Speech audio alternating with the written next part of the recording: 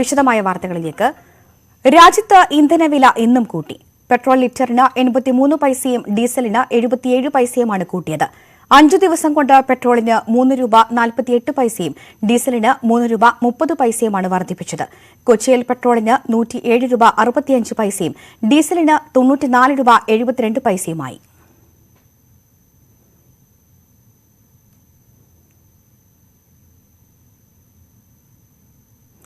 പുതിയ അധ്യക്ഷനെ കണ്ടെത്താനുള്ള സംഘടനാ തെരഞ്ഞെടുപ്പ് നടപടികൾ ചർച്ച ചെയ്യാൻ കോൺഗ്രസ് ജനറൽ സെക്രട്ടറിമാരുടെ യോഗം ഇന്ന്. സോണിയാഗാന്ധിയാണ് യോഗം വിളിച്ചത്. സംസ്ഥാനങ്ങളുടെ ചുമതലയുള്ള AICC ഭാരവാഹികളും യോഗത്തിൽ പങ്കെടുക്കും. 11 മണിക്ക് AICC ആസ്ഥാനത്താണ് യോഗം. പാർട്ടി ദേശീയതലത്തിൽ ഏറ്റെടുക്കേണ്ട വിവിധ സമരങ്ങളുടെ വിശദാംശങ്ങളും ചർച്ചയാകും.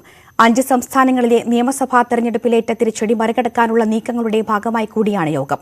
അതേസമയം ഗ്രൂപ്പ് 23 നേതാക്കളുമായി സോണിയാഗാന്ധി ആശയവിനിമയം തുടരുകയാണ്. അനുനയ നീക്കത്തിന്റെ ഭാഗമായി പുനഃസംഘടനയിൽ ഗ്രൂപ്പ് 23 ഉൾപ്പെട്ടവരെ വിവിധ സമിതികളിലേക്ക് പരിഗണിക്കും എന്നാണ് വിവരം. 23ാം പാർട്ടി കോൺഗ്രസിൽ അവതരിപ്പിക്കേണ്ട കരട് രാഷ്ട്രീയ സംഘടനാ റിപ്പോർട്ടിൽ CPM കേന്ദ്ര കമ്മിറ്റിയിൽ നടക്കുന്ന ചർച്ച ഇന്ന് പൂർത്തിയാകും. PB തയ്യാറാക്കിയ കരട് റിപ്പോർട്ടിൽ പ്രാഥമിക ചർച്ചയാണ് കഴിഞ്ഞ ദിവസം കേന്ദ്ര കമ്മിറ്റിയിൽ നടന്നത്. ചർച്ച പൂർത്തിയായ ശേഷം PB വൈകിട്ട് യോഗം ചേർന്ന് മറുപടി തയ്യാറാക്കും. നാളെയാകും റിപ്പോർട്ടിന് കേന്ദ്ര കമ്മിറ്റി അംഗീകാരം നൽകുക. മന്ത്രി അഹമ്മദ് ദേവർകോവിൽ മുസ്ലിം ലീഗിലേക്ക് പോകുകയാണെന്ന പരോക്ഷ ആരോപണവുമായി AP Abdul Wahab.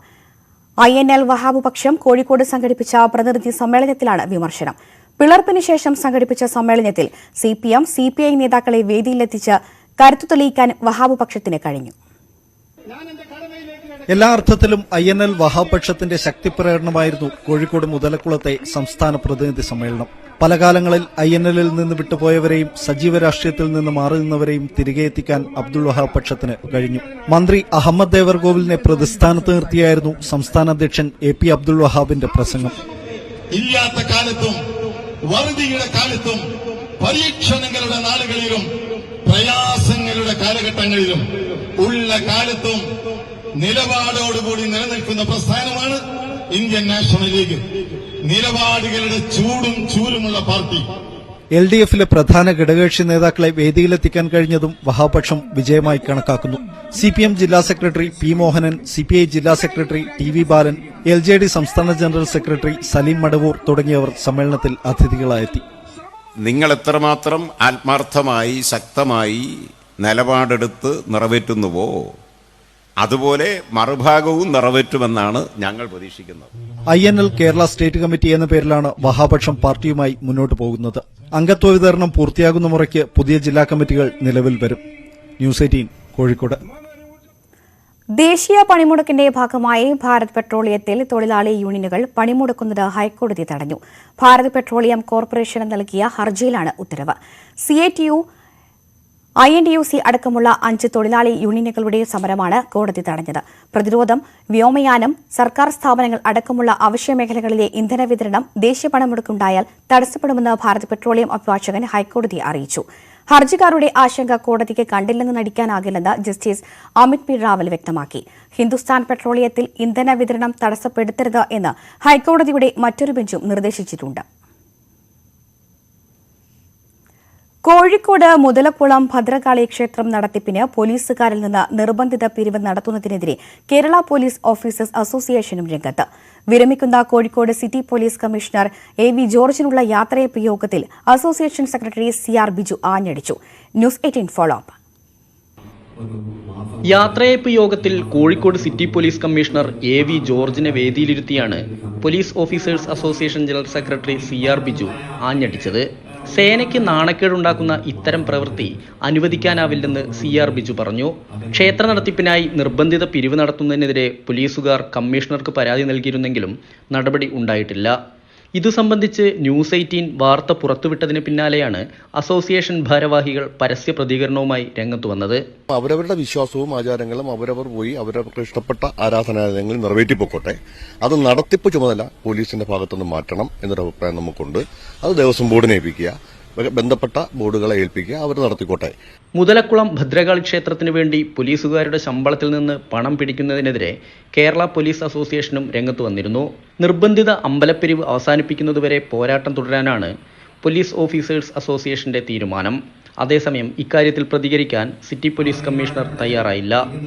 S Vinesh Kumar, news 18, Kozhikode. IFFK സമാപന വേദിയിൽ സർക്കാരിനെ പരോക്ഷമായി വിമർശിച്ച് T Padmanabhan. Hema commission report പുറത്തുവിടണമെന്നും റിപ്പോർട്ടിന്മേൽ നടപടി ഉണ്ടാകണമെന്നും അദ്ദേഹം ആവശ്യപ്പെട്ടു. എല്ലാ കാലത്തും വൃത്തികേടുകൾ തുടരാൻ താരചക്രവർത്തിമാർക്ക് കഴിയില്ലെന്നും ടി പത്മനാഭൻ പറഞ്ഞു. ഹേമ കമ്മിറ്റി റിപ്പോർട്ടിന്റെ അടിസ്ഥാനത്തിൽ നിയമം നിർമ്മിക്കാൻ തീരുമാനിച്ചിട്ടുണ്ടെന്ന് മന്ത്രി സജി ചെറിയാൻ പറഞ്ഞു. ഈ ജസ്റ്റിസ് ഹേമ കമ്മിറ്റിയുടെ റിപ്പോർട്ട് ഇനിയും വെളിച്ചം കാണാതെ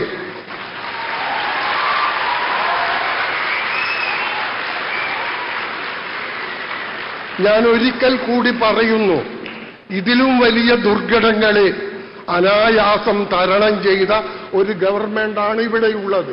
ഈ ഗവൺമെന്റ് വിചാരിച്ചാൽ ഇത് കഴിയും. ഇത് ചെയ്തില്ലെങ്കിൽ ഭാവി കേരളം നിങ്ങൾക്ക് മാപ്പ് തരില്ല.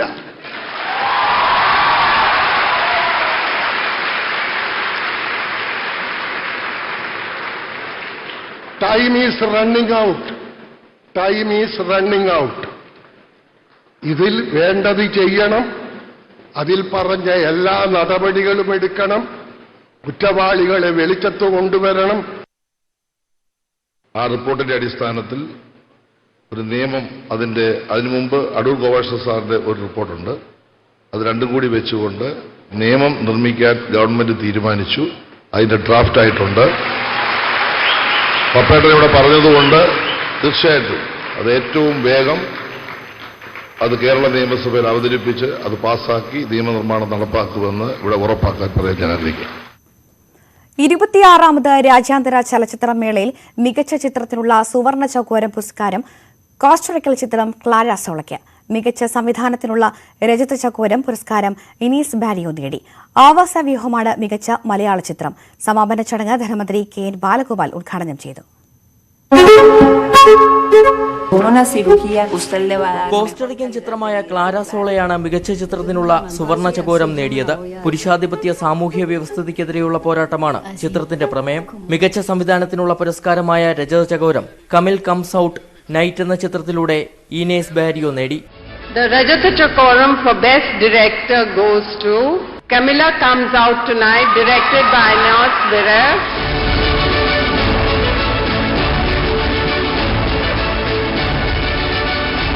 മികച്ച മലയാള ചിത്രമായി കൃഷ്ണന്ത് സംവിധാനം ചെയ്ത ആവാസവ്യൂഹം തിരഞ്ഞെടുത്തു. ഏറ്റവും അധികം പ്രേക്ഷക പ്രീതി നേടിയ ചിത്രം കൂഴങ്കലാണ്. The Netpac Award for the Best Asian Film goes to Pebbles by Vinod Raj PS, Kurangal.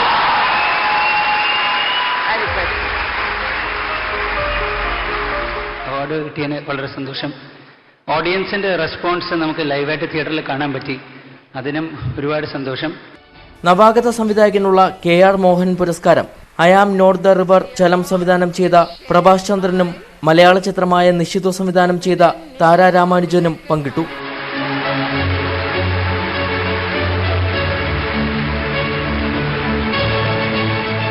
എട്ട് രാപ്പകലുകൾ നീണ്ട ചലച്ചിത്രോത്സവത്തിനാണ് ആവേശകരമായ സമാപനമായത്. ബോളിവുഡ് താരം നവാസുദ്ദീൻ സിദ്ദിഖി മുഖ്യാതിഥിയായി എത്തിയ ചടങ്ങ് ധനമന്ത്രി KN ബാലഗോപാൽ ഉദ്ഘാടനം ചെയ്തു. 2 വർഷത്തിന് ശേഷം വീണ്ടും ഒരുമിച്ച് കൂടി ഇത്രയും ഒരു വലിയ പരിപാടിയിൽ പങ്കെടുക്കുമ്പോൾ ഇതിൽ പങ്കെടുക്കുന്ന എല്ലാവർക്കും കേരളത്തിനകത്തു നിന്നുള്ളവർക്ക് മാത്രമല്ല പുറത്തുനിന്ന് വന്നവർക്കും ഈ ചടങ്ങിന്റെ ഒരു സന്തോഷവും അതുണ്ടാക്കുന്ന ആവേശവുമൊക്കെ വളരെ പ്രകടമാകുമെന്ന് ഞാൻ കരുതുന്നു. ന്യൂസ് 18 തിരുവനന്തപുരം. നീന പ്രസാദിന്റെ നൃത്തപരിപാടി തടയാൻ ശ്രമിച്ച സംഭവത്തിൽ അഭിഭാഷകർ നടത്തിയ പ്രതിഷേധം കോടതി നടപടികളെ ബാധിച്ചെന്ന ആരോപണം അടിസ്ഥാനരഹിതമാണെന്ന് ഓൾ ഇന്ത്യ ലോയേഴ്സ് യൂണിയൻ. ജില്ലാ ജഡ്ജി കലാംബാഷ ബാർ അസോസിയേഷന് നൽകിയ കത്തിലാണ് അഭിഭാഷകരുടെ പ്രതിഷേധം കോടതി നടപടികളെ ബാധിച്ചുവെന്ന് പരാമർശിച്ചത്.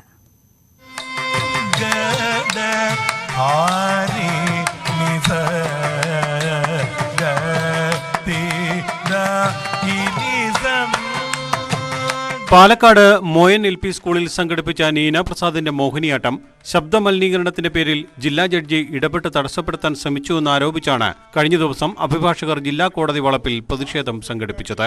പ്രതിഷേധ പരിപാടി കോടതി നടപടികൾക്ക് ശല്യമായതായി കാണിച്ച് ബാർ അസോസിയേഷന് ജില്ലാ ജഡ്ജി കലാം പാഷ കത്ത് നൽകിയിരുന്നു. ജില്ലാ ജഡ്ജിയുടെ ആരോപണം ശരിയല്ലെന്ന് പ്രതിഷേധം സംഘടിപ്പിച്ച ഓൾ ഇന്ത്യ ലോയേഴ്സ് യൂണിയൻ വ്യക്തമാക്കി. പരിപാടി മൂലം ഏതെങ്കിലും കോടതിയുടെ നടപടിക്രമങ്ങൾ തടസ്സപ്പെട്ടു എന്ന് പറയാൻ കഴിയില്ല. പാലക്കാട് കോടതി വളപ്പിലേക്ക് വരുന്നതിന് പ്രധാനമായ 3 വഴികളുണ്ട്. ആ 3 വഴികളും തുറന്നു തന്നെ കിടന്നു. അവിടെയെല്ലാം ആൾക്കാർ വന്നുകൊണ്ടിരുന്നു. ഒരു തടസ്സവും സൃഷ്ടിച്ചിട്ടില്ല. പാലക്കാട് കോടതിയിൽ അകത്തേക്ക് വരുന്നതിനും ഇതുപോലെ തന്നെ 3 ഭാഗത്തും കോണികളുണ്ട്. അതിൽ സെൻട്രൽ പോർട്ടിക്കോന്റെ അവിടെയാണ് ഈ പ്രതിഷേധ യോഗം നടന്നത്. മതപരമായ ഒരാക്ഷേപവും ലോയേഴ്സ് യൂണിയൻ ഉയർത്തിയിട്ടില്ലെന്ന് CP പ്രമോദ് പറഞ്ഞു.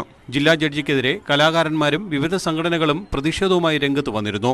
എന്നാൽ നൃത്ത പരിപാടി തടസ്സപ്പെടുത്തിയിട്ടില്ലെന്നും ശബ്ദം കുറയ്ക്കാൻ മാത്രമാണ് ആവശ്യപ്പെട്ടതെന്നുമാണ് ജില്ലാ ജഡ്ജിയുടെ വിശദീകരണം. ന്യൂസ് 18 പാലക്കാട്. ഇനിയൊരു ഇടവേളയാണ്. കൂടുതൽ വാർത്തകൾക്കും വിശദാംശങ്ങൾക്കും malayalam.news18.com.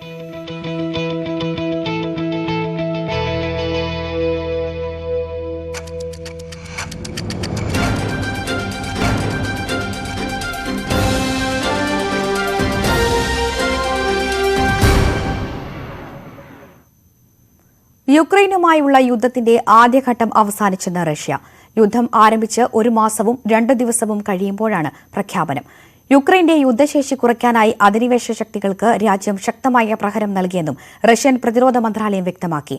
ഡോൺബാസ് മേഖലയുടെ വിമോചനത്തിനായി ശ്രദ്ധ കേന്ദ്രീകരിക്കുമെന്നും റഷ്യ അറിയിച്ചു. തിരുവനന്തപുരം നഗരം ഇനി ബസ്സിന് മുകളിൽ ഇരുന്ന് കാണാം. ഡബിൾ ഡക്കർ ബസ്സുകൾ രൂപമാറ്റം വരുത്തി ഓപ്പൺ ടോപ്പ് ബസ്സുകളാക്കി സർവീസ് നടത്താനൊരുക്കുകയാണ് KSRTC. നൈറ്റ് റൈഡേഴ്സ് എന്ന് പേര് നൽകിയിരിക്കുന്ന സർവീസുകൾക്കായി മേൽക്കൂര മാറ്റിയ ബസ്സുകളാണ് ഉപയോഗിക്കുന്നത്. ഉമേഷ് ബാലകൃഷ്ണന്റെ റിപ്പോർട്ട്. പരീക്ഷണങ്ങളുടെ വിളനിലമാണ് ഇന്ന് KSRTC. അത്തരത്തിലൊരു പരീക്ഷണത്തിലേക്കാണ് ഇനി നമ്മൾ കിടക്കുന്നത്. അതും KSRTCയിൽ പ്രതീക്ഷ നൽകുന്ന ഒരു പരീക്ഷണ കാഴ്ച.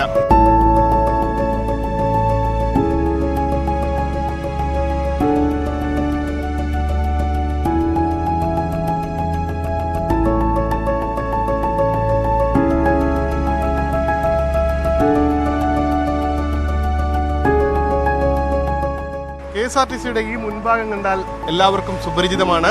ഇത് ഡബിൾ ഡക്കർ ബസിന്റെ മുൻഭാഗമാണ്. പക്ഷെ ഒരു പ്രത്യേകതയുണ്ട്. ഈ ഡബിൾ ഡക്കർ ബസ്സിന് മേൽക്കൂരയില്ല എന്നുള്ളതാണ്. എന്തുകൊണ്ടെന്നല്ലേ, മേൽക്കൂരകൾ പൂർണ്ണമായി പൊളിച്ചു മാറ്റിയിരിക്കുകയാണ് KSRTC ഡബിൾ ഡക്കറിൽ നിന്ന്. കാരണം ഇതൊരു പുതിയ പരീക്ഷണ വസ്തുവാക്കി മാറ്റുകയാണ്. നൈറ്റ് റൈഡർ എന്ന പേരിൽ സിറ്റി കേന്ദ്രീകരിച്ച് രാത്രി യാത്രയ്ക്ക് വേണ്ടി മാത്രമുള്ള ഒരു ബസ്സായി ഇത് വരും ദിവസങ്ങളിൽ രൂപാന്തരപ്പെടും. ഉടൻ തന്നെ ഇത് റോഡുകളിൽ ഇറങ്ങുകയും ചെയ്യും. പ്രത്യേകിച്ച് രാത്രി യാത്രക്കാരെ അല്ലെങ്കിൽ രാത്രി വിനോദസഞ്ചാരികളെ മാത്രം ലക്ഷ്യമിട്ടാണ് ഇത്തരമൊരു നിർമ്മാണം അല്ലെങ്കിൽ ഇത്തരമൊരു പരീക്ഷണം KSRTC ചെയ്യുന്നത്.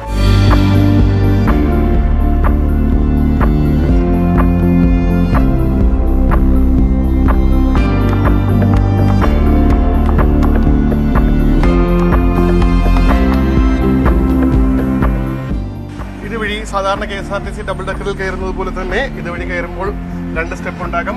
മുകളിലേക്ക് ഒരു സ്റ്റെപ്പ്, താഴത്തെ ഗ്രൗണ്ട് ഫ്ലോറിലോട്ടുള്ള ഈ ഭാഗത്തേക്ക് ഒരു സ്റ്റെപ്പ്. എന്തായാലും ഈ ഭാഗത്തും ഇരുന്ന് യാത്ര ചെയ്യാനാകും. മുകളിൽ ബാൽക്കണിയിൽ ഇരുന്നും യാത്ര ചെയ്യാനാകും. ബാൽക്കണി എന്ന് പറയുന്നത് കാരണം മുകൾ ഭാഗം പൂർണ്ണമായി മാറ്റുകയാണ്. അതിന് മേൽക്കൂരയില്ല. ബാൽക്കണിയിൽ മാത്രമായി ഇരുന്ന് യാത്ര ചെയ്യാനാകും. ഇവിടെയും ചില മാറ്റങ്ങൾ KSRTC നടത്തുന്നുണ്ട്. പക്ഷേ ഇതിൽ ഒളിപ്പിച്ചു വെച്ചിട്ടുള്ള ഏറ്റവും പ്രധാന ഒരുപക്ഷെ ഏറ്റവും ആഗ്രഹിക്കുന്ന കാര്യവും അതിന്റെ ബാൽക്കണി തന്നെയാണ്. ഇനി ബാൽക്കണി കാഴ്ചകളിലേക്ക് പോകാം.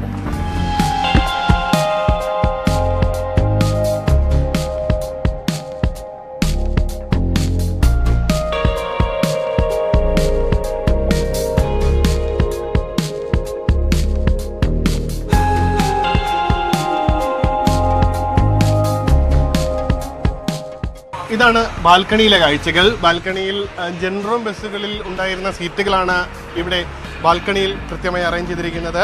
ഇവിടെ ഇരുന്ന് നൈറ്റ് റൈഡിംഗ്, അതായത് പ്രധാനമായി ഉദ്ദേശിക്കുന്നത് തിരുവനന്തപുരം നഗരത്തിൽ നിന്ന് കോവളത്തേക്ക്, വിനോദസഞ്ചാര കേന്ദ്രമായ കോവളത്തിലേക്ക് സന്ധ്യ മുതൽ, അതായത് വൈകിട്ട് 6 മണിക്ക് ശേഷം ട്രിപ്പുകൾ ആരംഭിക്കും. കുറച്ച് സമയം അവിടെ എത്തിച്ച ശേഷം കുറച്ച് സമയം വെയിറ്റ് ചെയ്ത ശേഷം, അതായത് കൊണ്ടുപോയി യാത്രക്കാർക്ക് വേണമെങ്കിൽ കോവളത്തെ കാഴ്ചകൾ കണ്ട് മടങ്ങി വരുന്നവരെ സൗകര്യമൊരുക്കും. അതിനുശേഷം തിരിച്ചു വരും. ഈ രീതിയിലാണ് നൈറ്റ് റൈഡർ സർവീസ് നടത്താൻ ഉദ്ദേശിക്കുന്നത്. എന്തായാലും ഈ കാഴ്ചകൾ ഇത്തരത്തിൽ രാത്രികാല കാഴ്ചകൾ കണ്ട് നഗരം ചുറ്റി വരാൻ ആഗ്രഹിക്കുന്ന സഞ്ചാരികൾക്ക് എന്തായാലും KSRTC മനോഹരമായ ഒരു പരീക്ഷാ വസ്തു അല്ലെങ്കിൽ ഒരു പുതിയൊരു ബസ് തന്നെയാണ് മുന്നോട്ടിറക്കുന്നത്. എന്തായാലും യാത്രക്കാർക്ക്, തിരുവനന്തപുരം ഇഷ്ടപ്പെടുന്ന യാത്രക്കാർക്ക് ഇതൊരു പുതിയ അനുഭവം തന്നെയായിരിക്കും. ആ രീതിയിൽ തന്നെയാണ് KSRTC പുതിയ രൂപമാറ്റം ഈ ഡബിൾ ഡെക്കറിന് വരുത്തിയിരിക്കുന്നത്.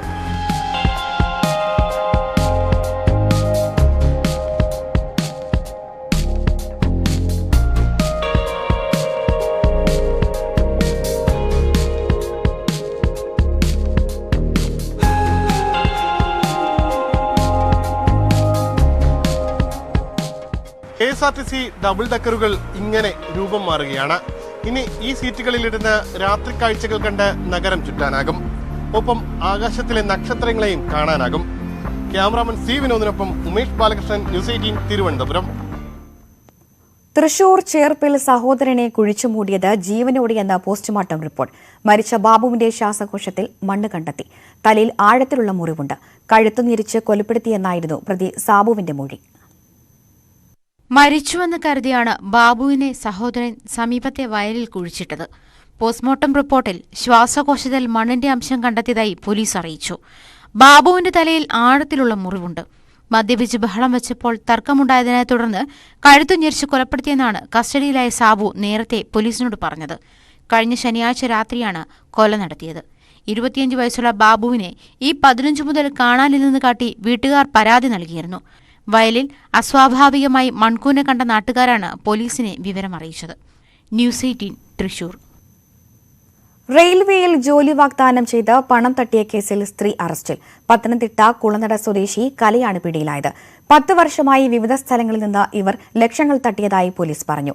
2017 വട്ടപ്പാറ സ്റ്റേഷനിൽ രജിസ്റ്റർ ചെയ്ത കേസിലാണ് അറസ്റ്റ്. ജോലി വാഗ്ദാനം ചെയ്ത് 15 പവൻ സ്വർണവും 1 ലക്ഷം രൂപയും തട്ടിയെടുത്ത ശേഷം 5 വർഷമായി മുങ്ങി നടക്കുകയായിരുന്നു. നെടുമങ്ങാട് കോടതിയിൽ ഹാജരാക്കിയ പ്രതിയെ റിമാൻഡ് ചെയ്തു.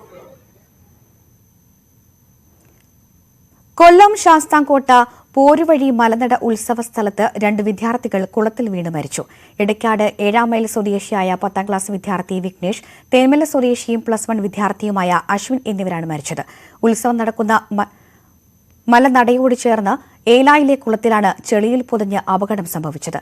രാത്രി 7 മണിയോടെയാണ് സംഭവം. ഉത്സവ ബഹളത്തിൽ ആരും ശ്രദ്ധിക്കാതെ പോയതിനാൽ ഇവർ കുളത്തിൽ വീണ വിവരം വൈകിയാണ് ചുറ്റിനുമുള്ളവരുടെ ശ്രദ്ധയിൽപ്പെട്ടത്. ഫയർഫോഴ്സ് എത്തിയാണ് മൃതദേഹങ്ങൾ പുറത്തെടുത്തത്. ഇന്നലെ അന്തരിച്ച മുതിർന്ന കോൺഗ്രസ് നേതാവ് തലേക്കുന്നിൽ ബഷീറിന്റെ സംസ്കാരം ഇന്ന് നടക്കും.